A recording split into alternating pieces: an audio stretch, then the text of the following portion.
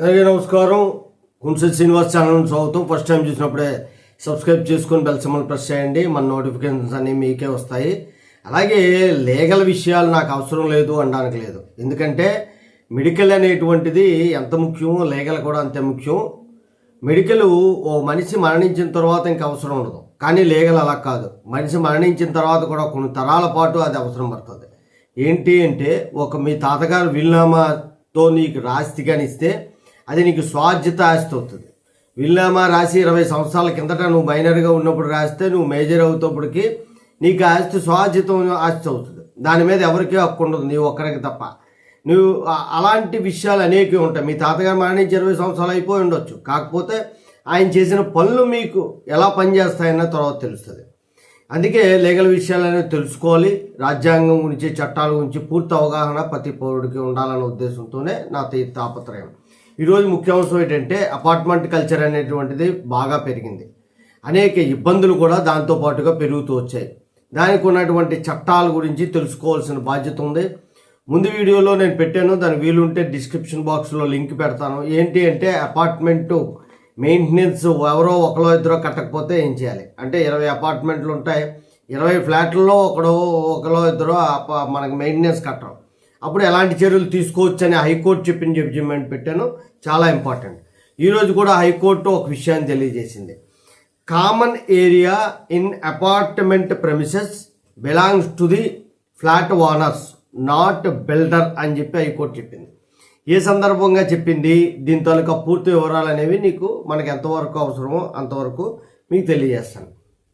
ఫ్లాట్లు అమ్మేటప్పుడు ప్రతి ఒక్కరూ ఏం చెప్తారంటే, మాకు 2 బోర్లు ఉన్నాయి, 2 లిఫ్ట్లు ఉంటాయి, మీకు కామన్ ఏరియా ఎక్కువగా ఉంది, పార్క్ ఉంది, స్విమ్మింగ్ పూల్ ఉంది, జిమ్ ఉంది అని ఏవేవో హామీలు ఇస్తారు. ప్లాట్స్ అనేవి అమ్మేస్తారు. అమ్మేసిన తర్వాత అనేక ఇబ్బందులు అనేవి పడతా ఉంటారు. దాని మీద మనకు ఒక అసోసియేషన్ అనేది ఏర్పడుతుంది. ఓ ఫ్లాట్స్ అన్నీ కలిపి ఒక అసోసియేషన్ కింద ఏర్పడి వాళ్ళు పోరాటాలు అనేటువంటివి చేస్తూ ఉంటారు. ఆ సందర్భంగా జరిగింది ఈ అపార్ట్మెంట్ తాలూకా పోరాటం అనేటువంటి. ఇది ఎక్కడ అంటే చెన్నై ఆల్వాల్పేటలో రమణీయ కన్స్ట్రక్షన్స్ అని చెప్పి ఒకలో 77 ఫ్లాట్లు నిర్మించారు. 77 ఫ్లాట్లు అమ్మేసుకున్నారు. మధ్యలో ఉన్నటువంటి కామన్ ఏరియాలో ఒక బిల్డింగ్ అనేటువంటిది కన్స్ట్రక్ట్ చేశారు. నాన్ ఎఫ్ఎస్సి బిల్డింగ్ అని చెప్పి బిల్డింగ్ కట్టుకున్నాడు. ఆ బిల్డింగ్ వాళ్ళు వాడుకుంటూ వాళ్ళు ఏం చేశారంటే సడన్గా వేరే వ్యక్తికి అమ్మేశారు. అమ్మేస్తే ఈ ఫ్లాట్స్ అసోసియేషన్ వల్ల హైకోర్టులో రిట్ ఫైల్ చేశారు. అప్పుడు హైకోర్టు పూర్తి విచారణ జరిపింది. కామన్ ఏరియా అక్కడ అభివృద్ధి చేసినటువంటి అన్ని అభివృద్ధి పనులు అంటే ఉదాహరణకి ఉమ్మడి జాగా అంటారు, ఉమ్మడి ప్లేసు, అలాగే అక్కడ ఉన్నటువంటి జిమ్ కానీ, పార్క్ కానీ, లేకపోతే స్విమ్మింగ్ పూల్ కానీ ఇలాంటివన్నీ కూడా అభివృద్ధి చేసినటువంటివన్నీ కూడా ఫ్లాట్స్ తాలూకా ఓనర్స్కి మాత్రమే చెందుతాయి, బిల్డర్స్కి సంబంధం లేదు అని చెప్పి తీర్పిచ్చింది. ఎందుకు అంటే అక్కడ వాళ్ళు సొంతంగా ఒక బిల్డింగ్ కట్టి థర్డ్ పార్టీకి అమ్మారు, అమ్మడానికి లేదు. అలాగా కామన్ ఏరియా బిల్డర్స్ అమ్మేటప్పుడు మొత్తం స్థలం ఎంత ఉందో స్థలము ఫ్లాటు కలిపే ఫ్లాట్ ఓనర్కి అమ్ముతారు. ఇది చాలా జాగ్రత్తగా ఆలోచించాలి.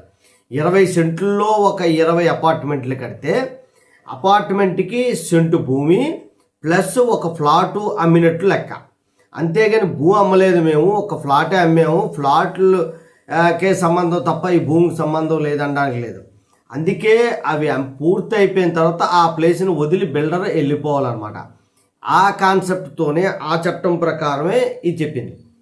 ఈ ఏదైతే కామన్ ఏరియా ఉందో ఆ ఏరియా అంతా కూడా ఎవరికి చెందుతుంది, అక్కడ ఫ్లాట్ల ఓనర్కే చెందుతుంది. ఫ్లాట్ ఓనర్లే అందులో అభివృద్ధి చేసినటువంటి అంటే ఒకవేళ జిమ్ ఉందనుకోండి, బిల్డరే జిమ్ కడతాడు, కానీ అది ఓనర్లు వాడుకుంటారు, ఫ్లాట్లు ఓనర్లు వాడుకోవాలా. బిల్డర్ నేను ఎక్కడనో తీసుకొచ్చి ఇక్కడ అద్దెకిస్తానో మీరు అందరూ రెంట కట్టి వాడుకోండి అనేటువంటిది కుదరదు. అలాగే స్విమ్మింగ్ పూలు లేకపోతే వేరే పువ్వులు, పార్కు రకరకాలు ఉంటాయి, అవన్నీ కూడా ఫ్లాట్ ఓనర్కే చెందుతుందని ఖచ్చితమైనటువంటి తీర్పు ఇచ్చింది.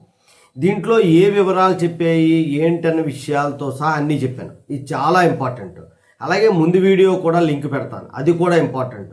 ఈ 2 ఉంచుకుంటే అపార్ట్మెంట్లో ఉన్న వాళ్ళకి, అపార్ట్మెంట్ కొనుక్కున్న వాళ్ళు అసోసియేషన్ వాళ్ళకి ఎలా ఇబ్బంది పెడుతున్నారు, అసోసియేషన్ వాళ్ళకి బిల్డర్లు ఎలా ఇబ్బంది పెడుతున్నారు, ఈ 2 సమస్యలకి పరిష్కారం అనేటువంటిది మీకు లభిస్తుంది. ఈ వీడియోలు అనేటువంటిది వాళ్ళకి షేర్ చేయండి. ప్రతి అపార్ట్మెంట్లో ఉన్న వాళ్ళకి లేదా కొనుక్కునే వాళ్ళకి కూడా ఒక అవగాహన అనేటువంటిది ఏర్పడుతుంది. జై హింద్, భారత మాతాకి జై.